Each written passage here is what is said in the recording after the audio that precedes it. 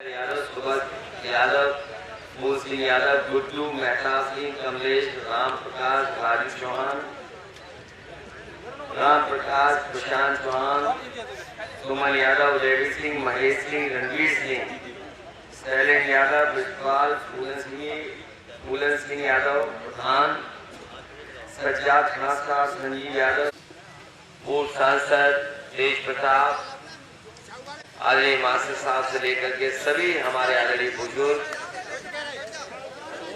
माताएं, बहनें,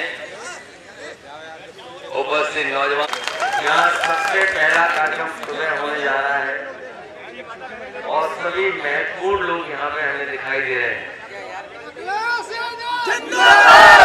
यहाँ बहुत सारे हमारे किसी विधानसभा के लोग हैं, वहीं कुछ लोग हमें जसवंत नगर के भी एक दो दिखाई दे रहे हैं, करेल के भी एक दो दिखाई दे रहे हैं।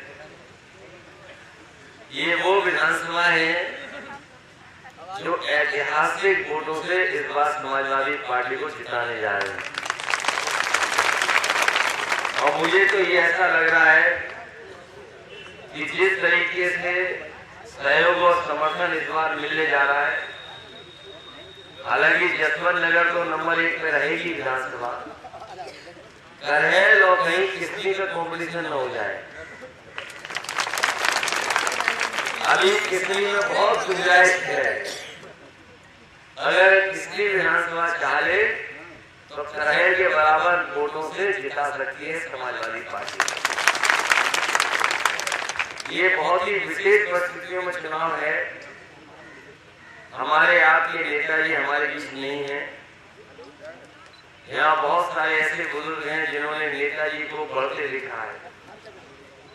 नेताजी जब कम उम्र में रहे होंगे तो साथ चले होंगे, उन्हें आगे बढ़ाने में अपना जहाँ समय दिया, समय समय पे चंदा दिया होगा, धरना प्रदर्शन कराए होंगे, अपने गांव में बैठा करके सम्मान किया होगा।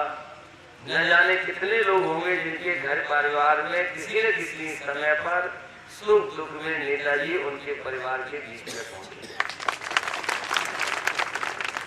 मैं ये कह सकता हूं कि नेताजी के लिए मैनपुरी और आसपास पूरा घर परिवार की तरह रहा।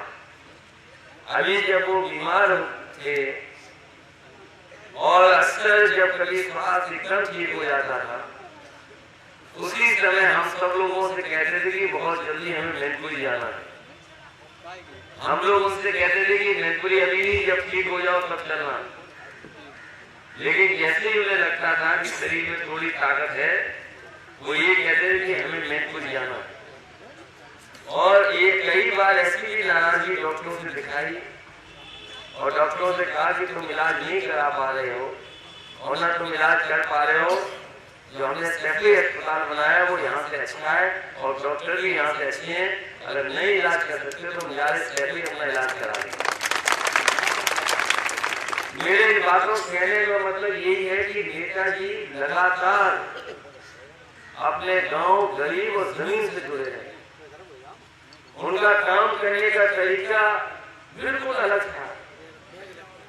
याद होगा यहाँ पर जो फौज के लोग हैं या उस समय अखबार जिन्होंने पढ़ा होगा, नेताजी को सियाचिन में जाना था जहाँ -50 डिग्री टेम्परेचर में फौज खड़ी रहती है, सीमा की रक्षा करती है। जब ऐसे डिफेंस मिनिस्टर, रक्षा मंत्री उनका कार्यक्रम बन गया तो अधिकारी लोगों ने और बड़े बड़े अधिकारी जो फौज के होते हैं वो समझाने आए जनरल स्तर के कि आप वहां पर जा रहे हैं तो आपको अपने कपड़े बदल करके जाना पड़ेगा, क्योंकि वहाँ सर्दी बहुत है। जो जवान वहां पर रहते हैं वो कई महीनों अपनी गाड़ी नहीं काट सकते, कई बार कई दिनों नहा नहीं सकते। अगर पानी थोड़ी देर भी बाहर छूट जाता है तो वो जम जाता है और आप ऐसी पोस्ट पे जा रहे हैं तो आपको पहनावा अपना बदलना पड़ेगा, कपड़े बदलने पड़ेंगे, तभी जाकर के आप फौज की उस सीमा पर, उस बॉर्डर पे जा पाएंगे। नेताजी ने मना किया और कहा कि अगर हम जाएंगे वहां पर तो हम अपने धोती कुर्ते में जाएंगे, दूसरे कपड़ों में नहीं जाएंगे। तो एक बार नेताजी को वहां रूस जाना था, सुखोई विमान को खरीदने के लिए। भारत सरकार से उस समय सभी करार नेताजी के समय पर हुए, और जब रूस जाना था सुखोई विमान के लिए, तो एक बार फिर डिफेंस के जो रक्षा विभाग के अधिकारी होते हैं, आईएएस और बड़े बड़े जो कर्मचारी थे, उन्होंने कहा कि नेताजी रशिया जा रहे हो आप, सुखोई विमान का समझौता होने जा रहा है, खरीदा जाएंगे। वहां भी सर्दी बहुत है, हमारे देश चलती है, कभी कभी बर्फ पड़ती है, आपको अपने कपड़े बदलने पड़ेंगे, ठंडी जाएंगे। नेता ने कहा जब मैं सियाचिन जा सकता हूँ धोती कुर्ते में, तो हमारे लिए रूस कोई बड़ी जगह नहीं है, कितनी भी ठंड है, लेकिन मैं अपने कपड़े नहीं बदलूंगा, जाऊंगा वहां पर। और आपको याद होगा कि नेताजी करार करके आए, तभी भारत सरकार को सबसे बेहतरीन लड़ाकू विमान सुखोई आज भारत के पास है, एयरपोर्ट के पास है। जब मैं उनसे ये आगरा लखनऊ एक्सप्रेस सड़क का शिलान्यास करने पहुंचा कि मैं नेताजी आप शिलान्यास कर लीजिए सड़क का। नेताजी का कौन सी सड़क बना रहे हो? मैंने कहा आगरा और लखनऊ को जोड़ने वाली बहुत बड़ी सड़क बनने जा रही है। नेता ने कहा कि तुमने कभी सैफी पतारा सड़क देखी है? मैंने कहा वो एक पगडंडी है, वो कोई एक्सप्रेस वे नहीं है। और जब नेताजी शिलान्यास पे पहुंचे तो हमारे पत्रकार साथी जानते होंगे या पुराना वीडियो किसी ने देखा होगा, नेताजी अक्सर जो करते थे, उन्होंने कहा कि मैं शिलान्यास इस सड़क का तभी करूंगा जब मुझे इसकी उद्घाटन की तारीख पता लग जाएगी। नेताजी को कहा 36 महीने में बनेगी। नेताजी ने दिन गिने और कहा कि 36 महीने में अगर बनाओगे तो 2017 के बाद पता नहीं किसकी सरकार होगी, हम लोग उद्घाटन कर पाएंगे कि नहीं कर पाएंगे। तो मैंने कहा नेताजी अब आप बताइए कितने दिन में बना दें। नेता ने कहा सड़क को 24 महीने में बनाइए। फिर मैंने नेताजी कहा कि ये एक्सप्रेस वे है, ये कोई वैसी सड़क नहीं है। नेता ने कहा जाओ दिखाओ सैफी पतारा हमने कितनी जल्दी और कितनी अच्छी सड़क बना दी। खैर नेताजी के समय पर हमने अधिकारियों से बात की, अधिकारी सहमत हो गए, जो कंपनियां काम करने वाली थी वो भी सहमत हो गई। उन्होंने कहा कि सरकार से अगर सहयोग मिलेगा तो हम सड़क बना देंगे। और जब नेताजी को हम लोगों ने कहा कि 24 महीने में ये अधिकारी और ये कंपनी बना देंगे सड़क, उन्होंने कहा मैं ऐसे नहीं मानूंगा। एक कंपनी से कहो कि प्रेस के सामने माइक पे कहें, तो देश की सबसे बड़ी कंपनी, सबसे अच्छी कंपनी ठाकुर जी पॉलिसी वाले लोग आए। उन्होंने कहा कि नेताजी आपने कहा है 24 महीने में, तो हम 24 महीने में बना देंगे। फिर दूसरी कंपनी एलएनजी आई, उसने भी कहा कि हम 24 महीने में बना देंगे। तीसरी एनसीसी थी, उसने भी कहा कि हम बना देंगे। चौथी यहीं की थी, उसने कहा कि अगर 3 कंपनियां बना सकती हैं तो हम भी 24 महीने में बना देंगे। और आपने देखा होगा जब 21 नवंबर को 2016 को 23 महीने में सड़क बन करके तैयार हो गई, तब वहां पर सुखोई विमान उतार करके नेताजी से सड़क का उद्घाटन किया। तो नेताजी का काम करने का तरीका ही अलग था। और कभी कभी आपने वीडियो देखा होगा, एक महिला पत्रकार और कुछ पत्रकार नेताजी से आए, जब वो नए नए मुख्यमंत्री बने, तो नेताजी से सवाल किया कि आप तो पहलवान रहे, हो सकता है दाव भूल गए हो आप। और उनसे कहा कि आपका कोई चरखा दाव था, वो आप जानते रहे होंगे। नेता ने कहा हाँ मैं चरखा दाव जानता हूँ। और पत्रकार ने कहा कि क्या अभी भी चरखा दाव जानते हो जो मुख्यमंत्री बन गए आप? तो बोले हाँ मैं चरखा दाव अभी भी जानता हूँ। तो उन्होंने कहा कैसे लगता है?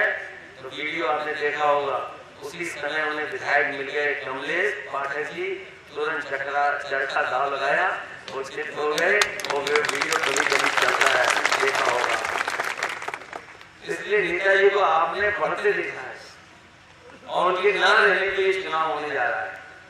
पूरे देश की निगाहें इसी चुनाव पर है कि मैनपुरी की जनता क्या फैसला लेती। इसलिए हमारा आपसे यही निवेदन है कि नेताजी को याद करके एक एक वोट समाजवादी पार्टी में दे करके उनको ऐतिहासिक जीत दिलाना।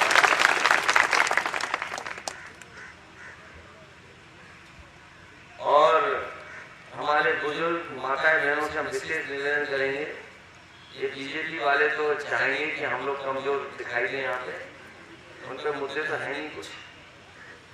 और अभी जो मुख्यमंत्री आएंगे वो जनता से वोट मांगने नहीं आ रहे, वो अधिकारियों से वोट मांगने आ रहे। वो अधिकारियों पुलिस से कहेंगे कि हमें वोट दिलवा दो। और ये बात मैं इसलिए कह रहा हूँ, नहीं प्रशासन सुनेगा ना भी जो हम कह रहे थे वो सुनेंगे। तो वो जनता से वोट नहीं मांगने आ रहे, और जनता से इसलिए वोट नहीं मांगने आ रहे क्योंकि जनता के लिए वो काम ही नहीं कर रहे। और अगर जनता के लिए काम कर रहे होते तो बताओ डीएपी की बोरी कितने में मिल रही है आपको, और लाइन में खड़े रहे होगे मिली नहीं होगी आपको, और अगर जिन्हें मिल ही गई होगी तो बताओ कितना पैसा दिया आपने। अब कैसे है जो दिन आगे निकल रहे, पहले 16 की कोई 17 और 18 में मिल रही।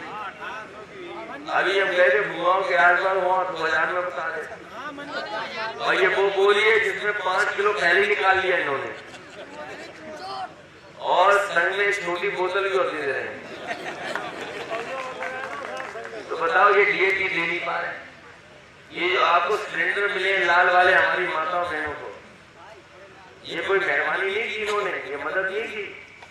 जब शहरों में पाइपलाइन बिछ गई, बड़े बड़े शहरों में पाइपलाइन बिजली की गैस थी, और अब घरों में पाइपलाइन से गैस जा रही है खाना बनाने वाली, तो जो सिलेंडर खाली हो गए तो उन्होंने कहा उसका क्या करें, तो उन्होंने रंग पुतवाया लाल रंग का अच्छा, और गरीबों में बांट दिया।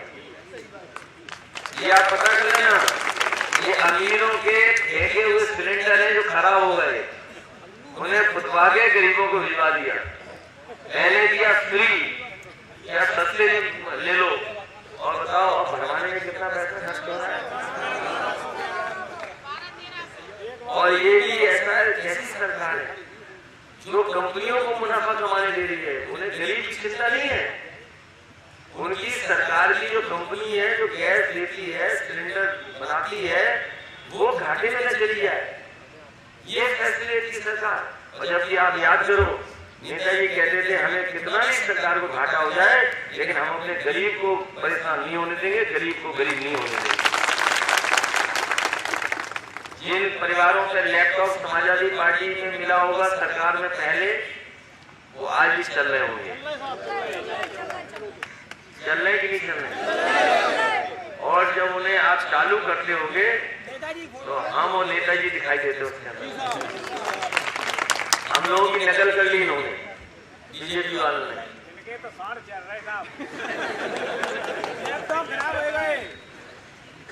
ये पहली बार ऐसा हो रहा है कि किसान को अपने तार भी लगाने पड़ रहे हैं, इसलिए डीजल महंगा, पेट्रोल महंगा। अरे एम्बुलेंस समाजवादियों ने शुरू की थी कि गरीब अगर इलाज कराने जाना चाहे तो किसी का इंतजार न करे, अपना फोन मिलाए, गाड़ी मिल जाएगी, उससे अपना इलाज करा ले जाके अस्पताल तक पहुंच जाए।